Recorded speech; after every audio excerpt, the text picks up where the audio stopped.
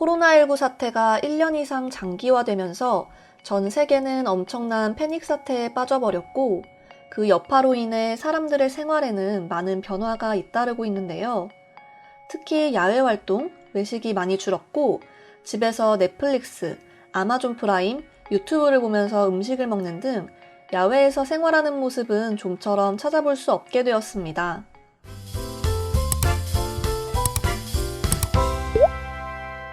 그리고 이 모습은 우리 한국을 비롯해 전 세계가 동일하게 변했으며 일본이라고 해서 다르지는 않았는데요.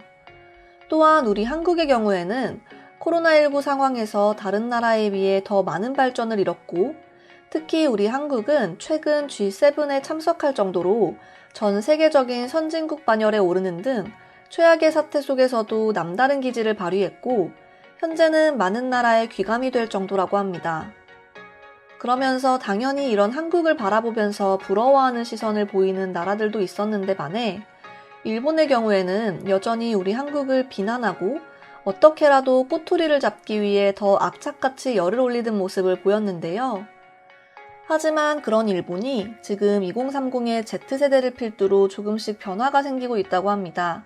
최근 일본의 청년 마케팅 연구기관인 시부야 109랩이 코로나 시대에서 Z세대의 여행과 놀이 방법에 관한 의식조사를 발표했는데 이 조사에 의하면 많은 대학생은 여행을 대신해 드라이브나 도내 근교의 호텔에서 유사여행을 하는 등 코로나19 시대에도 자신들 나름대로 잘 즐기고 있는 편이라고 언급했습니다. 여기서 눈치채신 분들도 계실 텐데요. 여행을 대신해 드라이브를 하거나 근교 호텔에서 머물며 여행을 대리만족하는 것은 우리 한국인들이 흔히 말하는 일명 호캉스와 상당히 유사한데요. 그리고 일본에서는 이러한 행위를 도한놀이라고 말하고 있습니다. 최근 몇 년 전부터 해서 우리 한국에서는 여행을 즐기는 또 하나의 방법이라고 해서 단순히 호텔에서 머물며 호텔 인근의 볼거리, 즐길거리, 먹거리를 즐기는 호캉스라는 또 하나의 여행 방법이 등장했습니다. 그리고 이 방법은 이번 코로나19가 발생하면서 더 많은 사람들이 호캉스를 즐기고 있는데요. 이런 행위는 우리 한국인들을 비롯해 전 세계인들이 여행을 대체하는 또 하나의 방법으로 이용하고 있으며 일본 내에서도 우리 한국을 따라서 젊은 세대들이 일명 한국놀이라고 지칭하면서 한국인들을 따라하고 있는 상황입니다. 물론 이런 호캉스는 전 세계인들이 여행을 즐기는 또 하나의 방법이기 때문에 잘못됐다고 말하는 사람들은 거의 없습니다. 하지만 일본인들만큼은 호캉스를 두고 한국을 따라하는 행위라고 말하면서 젊은 사람들을 보며 한심하다고 표현하기도 하는 등 꽤 도넘은 발언을 일삼는 사람들도 있었는데요. 오늘은 이러한 일본의 젊은 Z세대들이 행하는 도한놀이 혹은 호캉스를 보고 어떤 반응을 보이고 있는지 살펴보도록 하겠습니다. 도한놀이라고? 상당히 기분이 나쁘다. 우리 일본이 한국인들을 따라서 저런 행위를 하는 것은 상당히 잘못됐다고 생각한다. 저는 30대 후반인데 Z세대에 아는 사람이 많아서 물어본 적이 있는데 누구 하나 이런 한국을 따라하는 도한놀이를 하는 사람이 없었고 더 궁금해서 주위의 아이들에게 혹시나 하는 사람들이 있는지 물어봐 달라고 했더니 역시 이런 행동을 하는 사람은 거의 없었습니다. 결국 이 설문조사 결과는 잘못됐다고 말할 수 있습니다. 한국 문화를 좋아하는 사람은 대부분 코로나19 이전에 이미 한국을 다녀왔거나 친구들과 한국 음식을 먹어본 적이 있으니 그저 놀이라는 명칭이 붙은 것일 뿐일 거야. 사실 따지고 보면 별것 아닐 거다.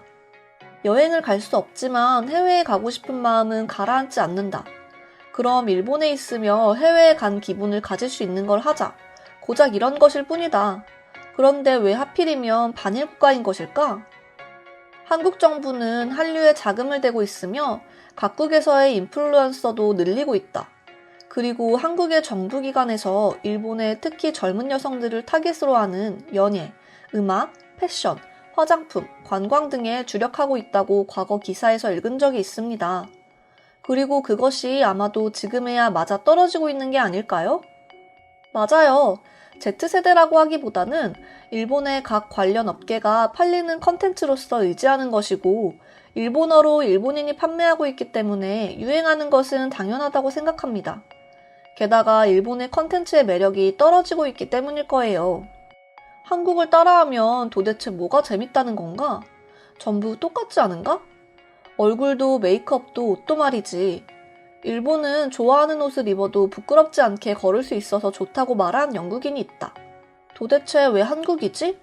어째서 그런 반일 국가의 상품을 좋아하게 되는 걸까? 그런 곳에 너무 많이 물들어버린 일본인들은 너무 나쁘다. K-팝의 팬인 자녀가 있지만 도안놀이는 전혀 들어본 적이 없습니다. 음식을 가지고 와서 파자마 파티를 하고 한국 음식인 치킨이나 한국 과자를 사와서 그런 것들을 먹는 것이 도안놀이 같은데, 스마트폰의 보급이나 동영상 전달 서비스의 영향으로 인해 한국 드라마와 음악이 매우 친숙한 거다. 그리고 퀄리티는 압도적으로 한국이 뛰어나다. 젊은 사람들이 좋아하게 되는 것은 우연이 아닌 필연이라고 본다. 시대를 내다보고 거국적으로 엔터 산업에 힘을 써서 세계로 나가려던 한국의 정책이 성공했다고 생각하는 이들은 거의 없는 건가?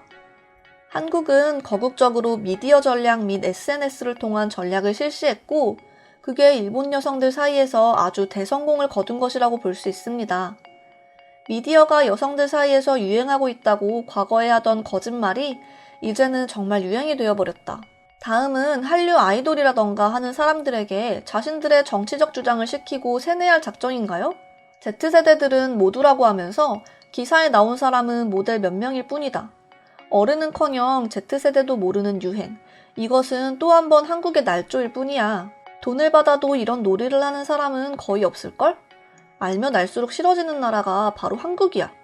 현대 비즈니스에는 조선인이 만연해 있는 건지 아니면 돈을 받고 기사를 쓰고 있는 건가? 도안놀이 등 유행어를 다 찾아봤는데 고작 몇 명일 뿐인 것 같던데?